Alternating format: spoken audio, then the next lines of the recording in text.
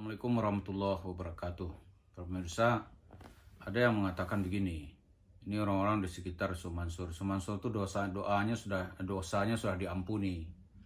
Karena banyak santri yang mendoakannya. Jadi dia nggak ada dosa lagi, walaupun dia nipu atau menggondol harta orang, dia bohong sini, bohong sana, kerugian masyarakat bergelimpang di mana-mana, dia sudah tidak ada dosa dan tidak bisa dituntut. Benar nggak demikian?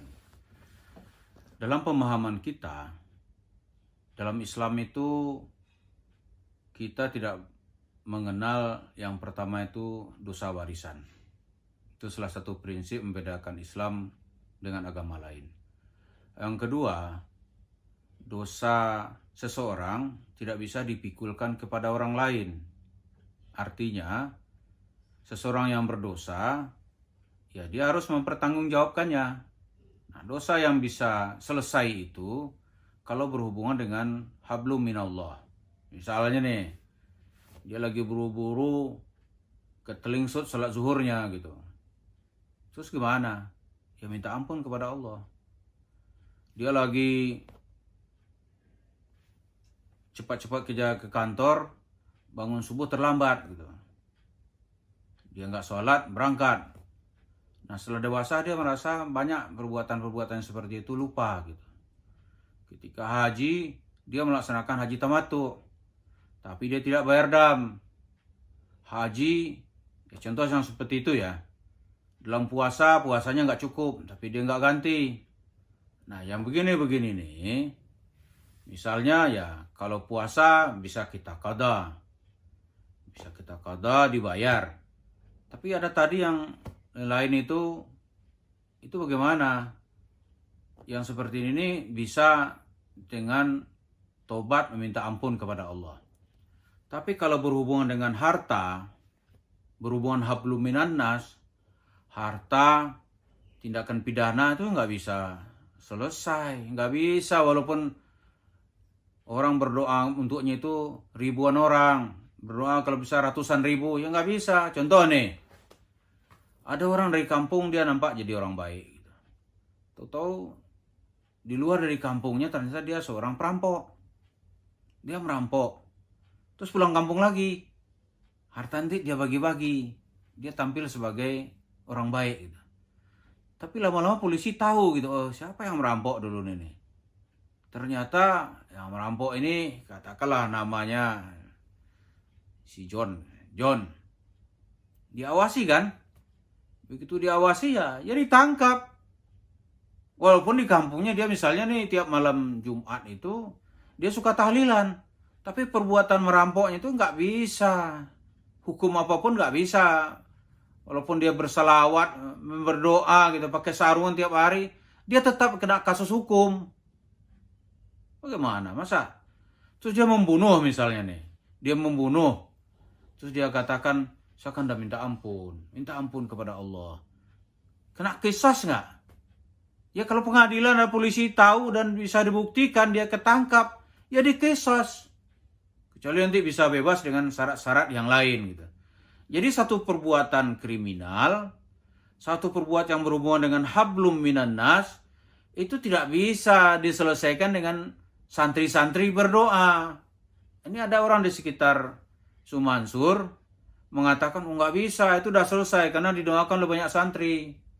Ini kita kira perlu orang ini kita ingatkan lagi, di dalam Al-Quran itu ada ayat wala tadiru waziratan wizra ukhra. Seseorang itu tidak menanggung dosa orang lain. Tapi seseorang akan mendapat balasan kebaikan kalau dia menebarkan kebaikan. Ini dalam hadis disebut man sanna sunnatan hasanatan falahu ajru wa ajru man amila biha. Barang siapa yang membuat perbuatan baik lantas diikut oleh orang, maka dia mendapat kebaikan seperti kebaikan yang didapatkan oleh orang yang mengerjakannya, dan orang yang mengerjakan itu kebaikannya tidak dikurangi. Jadi kalau orang mendapat pahala, dia mendapat pahala seperti orang mengerjakannya, dan pahala orang mengerjakannya tidak dikurangi oleh Allah. Sebaliknya, siapa yang mengajarkan ajaran yang sesat, pemikiran yang salah, cara hidup yang gak benar, dia akan mendapat dosa. Sebagaimana dosa para pelaku dan orang-orang yang mengikutinya. Itu ajaran Islam. Jadi kita jangan membolak-balikkan supaya selamat dari jeratan hukum, dicarikan pasal-pasal untuk seseorang bisa selamat. Tidak bisa begitu. Malah dalam hadis Nabi kita sebut di akhirat itu nanti ada orang muflis, orang bangkrut.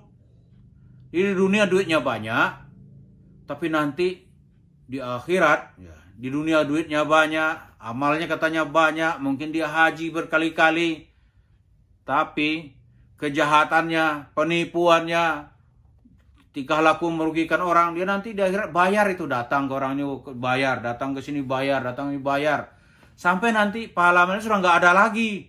Itu yang disebut oleh Rasulullah minal muflis, al muflisun, ya, orang-orang yang rugi, orang-orang yang bangkrut.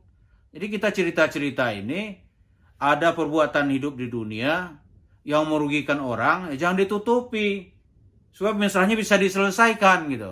Oh enggak, ini sudah enggak ditanya-tanya malaikat lagi nanti karena dia sudah haji gitu. Enggak ada.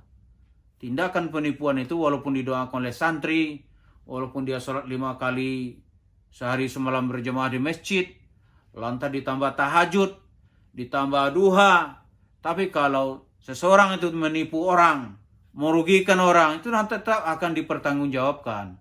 Dan kalau mengenai hal-hal seperti ini, dosanya belum akan selesai kalau belum dimaafkan oleh para korban-korban yang diperdaya olehnya. Jadi dalam cerita Yusuf Mansur ini banyak sebenarnya kasus-kasus yang bisa kita angkat, sehingga tidak perlulah orang-orang di cerita Yusuf Mansur menambahi kesalahan ini, menambahi kesesatan ini, sehingga makin sesat.